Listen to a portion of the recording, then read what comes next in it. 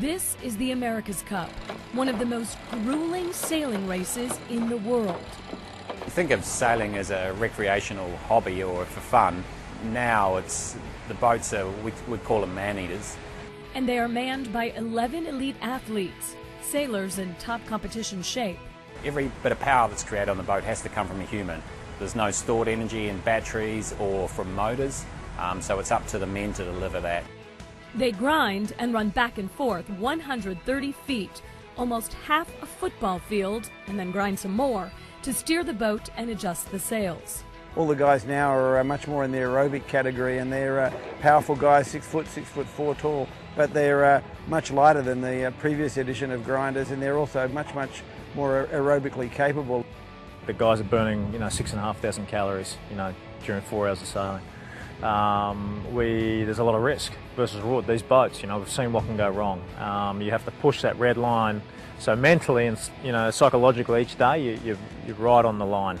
Each team has a trainer making sure they're getting the nutritional requirements to sustain them during their rigorous training routine, which starts out on land. They'll lift weights 4 to 6 times a week. Then they'll double day in the afternoon where they'll do cardio training. We'll have specialist core sessions, boxing training, and then certain interval sessions where we are mimicking what's happening on the water. That's in a phase when we're not sailing.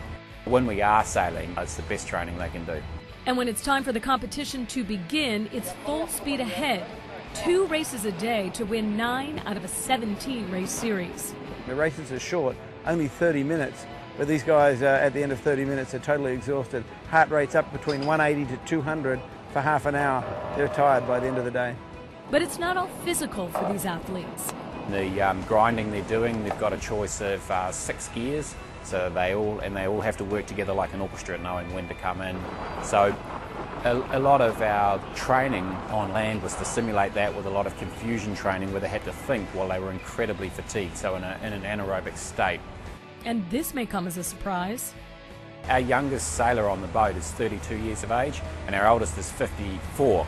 So normally in other sports they would be beyond retirement. So in this sport we have older people who've got so much experience and skill on the boat having to ask their bodies to do what a 20-year-old would do. So why do they do it? It's difficult to put into words. It's the ultimate, that adrenaline sort of kick and that high of not just sailing these boats, you get that, but then when you can pull that off with 11 guys, and the coordination and a boat like this, it's the ultimate high. You'll never reach it, any other way than sailing this boat. Holly Furr for CNN, San Francisco, California.